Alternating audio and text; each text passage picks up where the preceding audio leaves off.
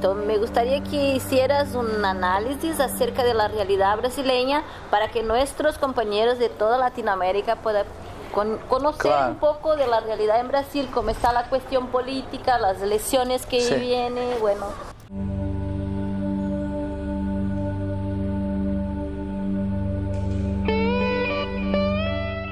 Entonces, dígame, ¿cómo está funcionando el sistema político brasileño? Bueno, el sistema político brasileño, de hecho, es un sistema en colapso. ¿En qué sentido en colapso? No hay en el sistema político brasileño una alternativa real para los comicios. Es decir, todos los grandes partidos se asemejan totalmente. De hecho, en términos de política económica no hay divergencia de fondo. En términos de política externa tampoco, por más que existan sectores del gobierno de Dilma y de Lula que afirman que se puede construir una política externa más conservadora, etc. El fundamental es que está de hecho todo asegurado, no hay divergencia. Tampoco en la cuestión social, que supuestamente los gobiernos de Dilma y Lula de hecho fueron más sensibles en relación a los pobres. El hecho fundamental es que la sociedad brasileña hizo una digestión moral de la pobreza, de tal forma que tú no ves los banqueros, los terratenientes, los grandes capitales comerciales, industriales o multinacionales criticando la política social. Esa política que involucra hoy 40 millones de brasileños. Los que hacen eso son comentaristas de televisión, de la mass media, que en definitiva intentan manufacturar la opinión pública, pero no son un poder real, porque en definitiva el gasto para la cuestión social ante la gran riqueza que se produce en Brasil es muy pequeña. De tal manera que contemplar 42, 44 millones de personas con programas sociales para la clase dominante brasileña es muy poco. Es significativo para aquel que tiene hambre, porque el que tiene hambre necesita comer hoy. Pero hace 12 años que está en la misma situación, es una situación ya estructural. Y es un programa barato, de tal forma que para la clase dominante brasileña, este tipo de solución de la cuestión social sin tocar en la propiedad y en el poder es muy cómodo. Y para sectores medios, aunque reclamen, aunque critiquen, es una forma de hacer lo que llamé aquí una digestión moral de la pobreza. Es decir, hay una solución para el tema de la pobreza. Es decir, dejar los pobres, pero sin capacidad de protesto. Y es una solución fantástica, inédita en la historia de Brasil. De hecho, lo que se ha perdido en Brasil, en la conciencia de los partidos, de los sindicatos, y obviamente desde el periodismo dominante que trata precisamente de ocultar eso, es el concepto de riqueza. Brasil se volvió cada vez más un país más rico, pero profundamente más desigual. Ese es el asunto. El gobierno de Dilma y Lula atiende a los pobres, pero no reduce la desigualdad social. Hay una manipulación brutal de las estadísticas para transformar pobres y miserables en sectores de clase media. De hecho, todos los propagandistas de New Middle Class, esta nueva clase media, que defienden esos programas no quieren participar de hecho de la nueva clase media por la razón muy sencilla, es que se volverían pobres en un país que tiene precios casi dolarizados y salarios de hambre, de tal forma que la riqueza creció en Brasil y la parte de la riqueza apropiada, por ejemplo, por el rentismo financiero, consume anualmente entre 44, 45, 46% del presupuesto. De hecho, si observamos otros países en América Latina en situaciones límites, en situaciones dramáticas, un país que destina casi mitad de su presupuesto para el pago del interés y amortizaciones de la deuda, que sigue creciendo, sin embargo, es casi como una economía de guerra, porque tiene baja capacidad de inversión y por lo tanto no puede ni atender los servicios públicos y ni avanzar en el crecimiento de la riqueza basada en la producción industrial. De hecho, el PIB brasileño crece en la base del crecimiento de los servicios y de la agricultura, que condena a Brasil a una posición en la División Internacional de Trabajo típica de países subdesarrollados y dependientes. Es decir, la política en curso, que es considerada como exitosa en otras partes de América Latina y por muchos sectores en Brasil, de hecho es una política económica que profundiza la dependencia del subdesarrollo y vuelve a Brasil un gigante con pies de barro, incapaz de hacer política externa independiente, incapaz de ofrecer alternativas en el escenario internacional, incapaz de disminuir la desigualdad racial, de disminuir la desigualdad de clase y de disminuir la desigualdad regional en Brasil.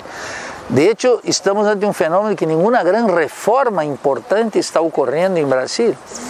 Y la riqueza, por más que se diga que el índice de Gini, que es un índice que los economistas en general utilizan para la medición de la reducción de la pobreza, el hecho es que esta disminución que el índice expresa en un contexto que la riqueza social creció muchísimo más y la parte apropiada por los ricos es mucho más grande, de tal forma, y eso pasa con la propiedad de la tierra también, eso pasa con la propiedad urbana, eso pasa con los ingresos, eso pasa en todos los sectores sociales.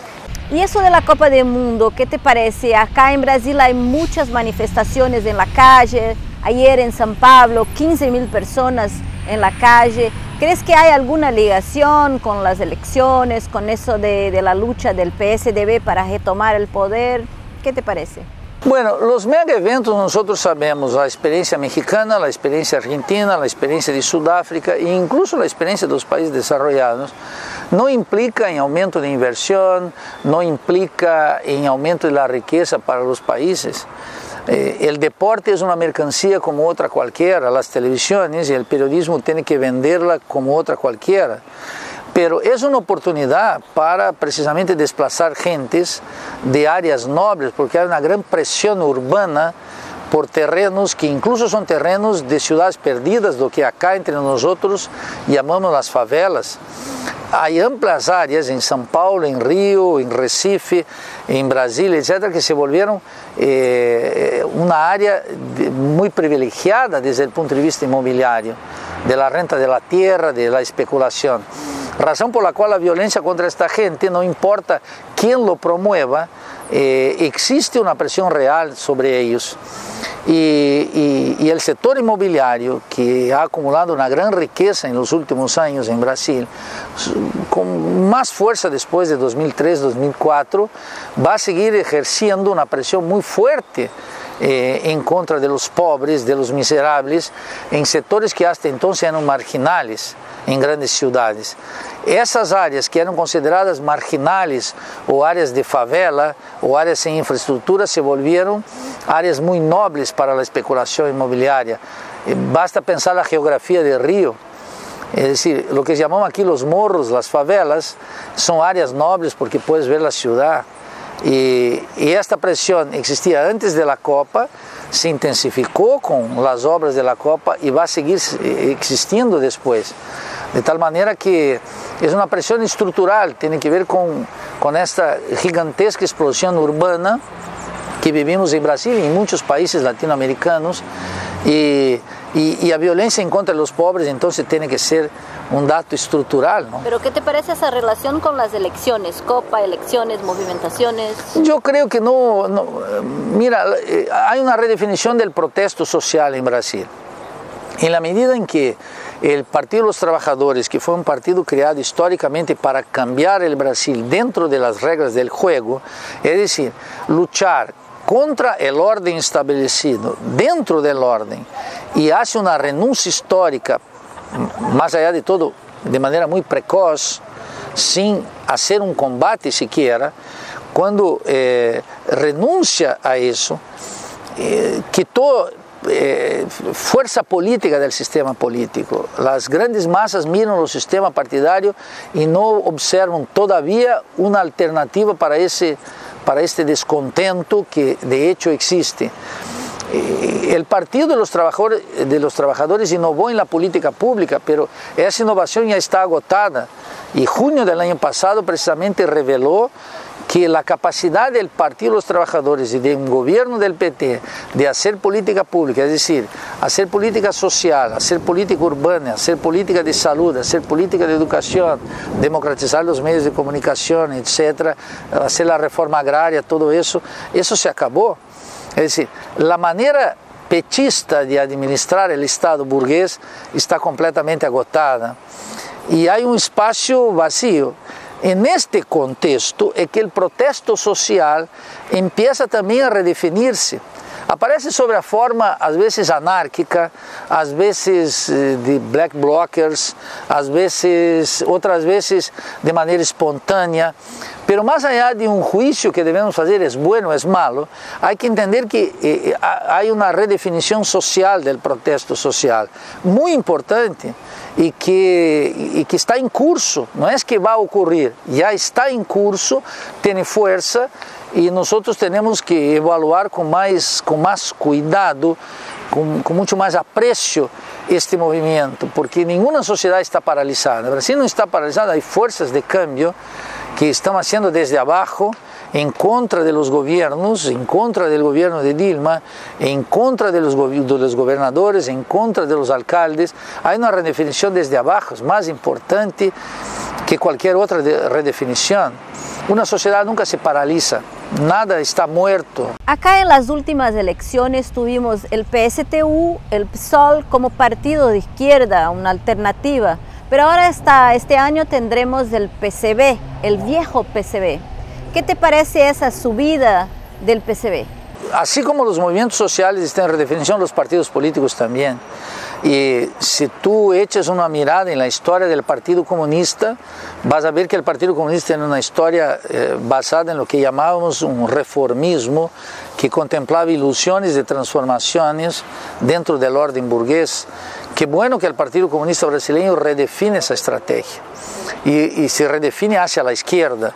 Junto con el PSTU y el PSOL empieza a existir una izquierda electoral, pero que sin embargo todos son en alguna medida todavía marcados, demasiadamente marcados por la experiencia del PT. Es necesaria una ruptura completa que no es sencillo de ocurrir, depende de una praxis social, de una lucha, de una redefinición drástica. Pero yo creo, estoy absolutamente convencido que más que una función electoral que esos partidos tienden a hacer en los próximos comicios presidenciales, lo que de hecho están planteando para la sociedad brasileña es una nueva forma de hacer política, más allá de crear un nuevo partido, inaugurar una nueva praxis política, valorar la reflexión sobre la revolución brasileña, establecer un programa sobre la revolución brasileña y lo estrictamente electoral, decir aquí aquello que los demás partidos, es decir, todos los partidos grandes que están de acuerdo en lo fundamental, no lo van a plantear. Entonces la función política de los llamados partidos enanos es gigante dialécticamente, es decir, tendrán que hacer una tarea histórica muy importante de un escenario que es todo está dominado bajo una concepción de los intereses dominantes.